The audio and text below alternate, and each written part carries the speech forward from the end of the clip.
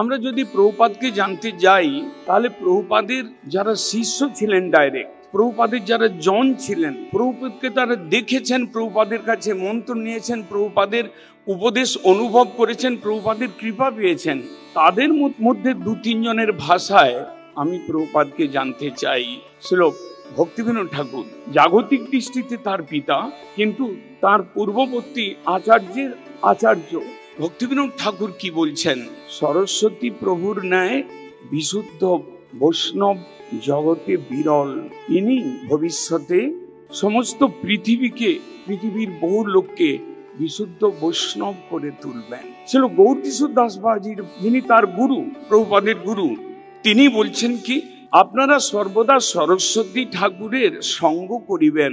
তিনি আমার গুরুদেব এবং আদর্শ বৈষ্ণব। তিনি রূপ সনাতন এবং মহাপ্রভুর প্রিয়জন।